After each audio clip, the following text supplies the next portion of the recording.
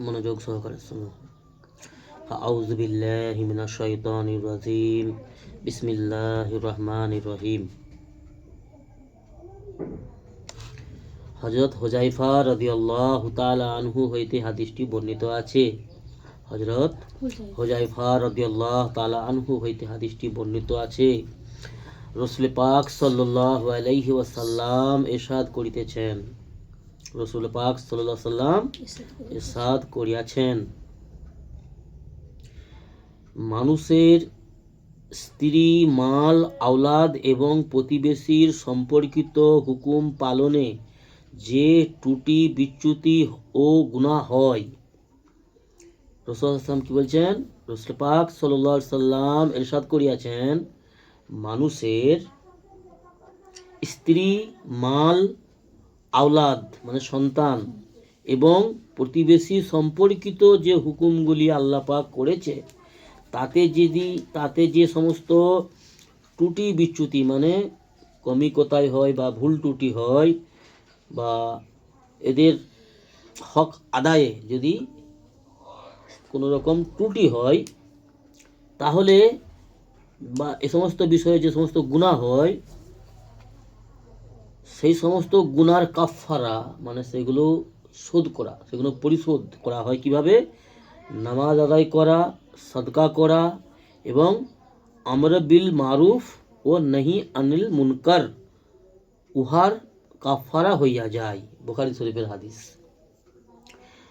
হযরত হুযায়ফা রাদিয়াল্লাহু তাআলা আনহু হইতে হাদিসটি বর্ণিত আছে। রাসূল পাক সাল্লাল্লাহু আলাইহি সাল্লাম ইরশাদ করিয়াছেন, মানুষের যে সমস্ত ভুল ত্রুটি হয় কি ব্যাপারে?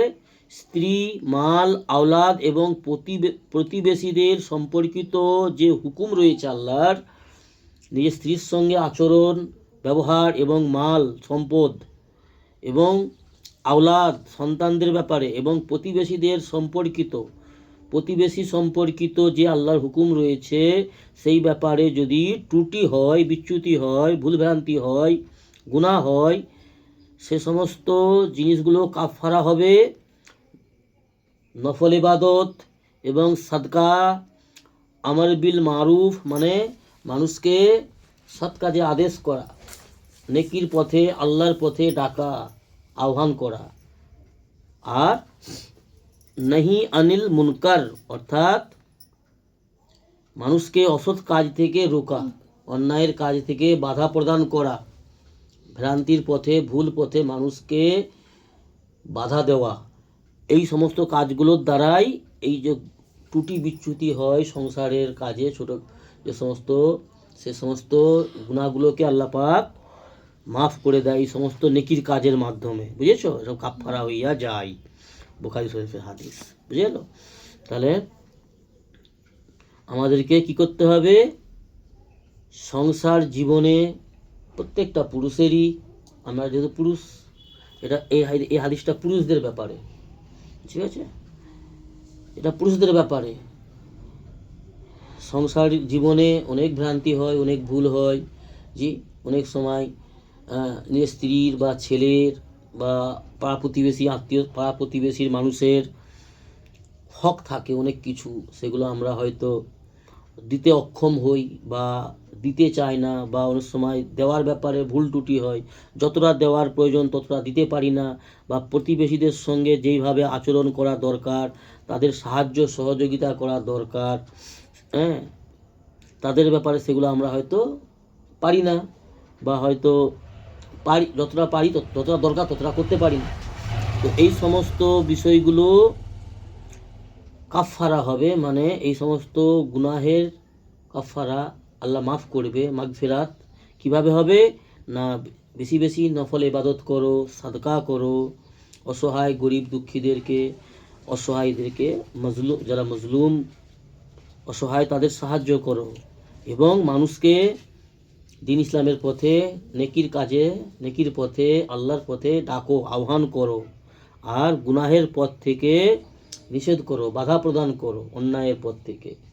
এবারে এগুলো অন্যায়ের পথ থেকে বাধা প্রদান করো, তাহলে কি হবে? না, যে সমস্ত সাংসারিক জীবনে যে ভুল ভ্রান্তি হয় সেগুলো কাফফারা হয়ে যাবে, মানে মাফ হয়ে যাবে। বুঝেছো? এটা বুখারী শরীফের হাদিস। তাহলে এগুলো কি হয়,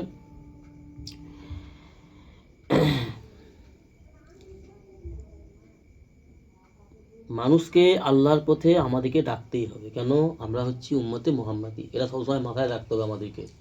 আমরা হচ্ছি শ্রেষ্ঠ নবীর শ্রেষ্ঠ উম্মত, আখেরি নবীর আখেরি উম্মত। আমাদের নবী হচ্ছে আখেরি নবী, মানে খাতুমের নবী। জি, আমাদের নবীর পরে আর দ্বিতীয় কোনো নবী নেই।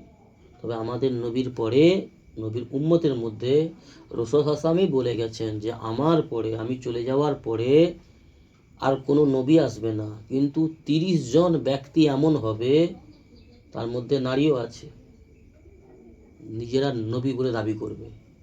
কি দাবি করবে? 30 জন মানুষ, রাসূল হাসাম বলে গেছে আমি শেষ নবী, আমার পরে কোনো নবী আসবে না।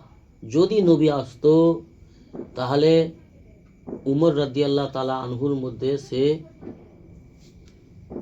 খুবই ছিল, ভালাই ছিল, সে তার মধ্যে সে ছিল ইস্তেদাত বা সে সমস্ত ভালো গুণ উমর রাদিয়াল্লাহু তাআলা আনহুর মধ্যে ছিল। উমর রাদিয়াল্লাহু তাআলা আনহু নবী হতো, যদি আমার পরে কেউ নবী হতো, আল্লাহ যদি কাউকে নবী বানাতেন, তাহলে উমরের মধ্যে সেই ছিল কোয়ালিটি। আর এক জায়গায় হাদিসে আসছে আবু বকর হতো, আবু বকরের মধ্যেও সে কোয়ালিটি ছিল। কিন্তু আল্লাহ রাসূল সাল্লাল্লাহু আলাইহি ওয়াসাল্লাম বলছেন আমার পরে আর কোনো নবী হবে না। তবে নবীদের পরে যাদের মাকাম, তিনি হচ্ছেন আমাদের রাসূল সাল্লাল্লাহু আলাইহি ওয়াসাল্লামের সাহাবাগণ। আর সাহাবাদের মধ্যে অনেক সাহাবা, লাখো সাহাবা, তো সাহাবাদের মধ্যে 4 জনের কোয়ালিটি 1 থেকে 4 পর্যন্ত। হযরত আবু বকর রাদিয়াল্লাহু তাআলা আনহু, হযরত উমর ফারুক রাদিয়াল্লাহু তাআলা আনহু, হযরত উসমান রাদিয়াল্লাহু তাআলা আনহু এবং হযরত আলী রাদিয়াল্লাহু তাআলা আনহু। এরা হচ্ছে ইসলামের 4 খলিফা। জি, এদের মকাম পূর্ববর্তী যে সমস্ত নবীরা এসে চলে গেছে তাদের সমান। আমাদের নবীর আগে যে পূর্ববর্তী নবীরা এসে চলে গেছে তাদের সমান মকাম। কথা বুঝে আসছে? তো আমাদের নবী সাল্লাল্লাহু আলাইহি ওয়াসাল্লাম বলে গেছেন যে আমি চলে যাওয়ার পরে আমার উম্মতের মধ্যে 30 জন ব্যক্তি এমন, যারা নিজেরা নিজেদেরকে নবী বলে ঘোষণা করবে, আর তাদেরকে অনেকে নবী বলে মানবে। যারা মানবে তারাও কাফির, আর যারা নবী দাবি করবে নিজেদেরকে তারাও কাফির। 30 জন এমন ব্যক্তি তারা নবী বলে দাবি করবে, তারা আসলেই কাফির। কেন?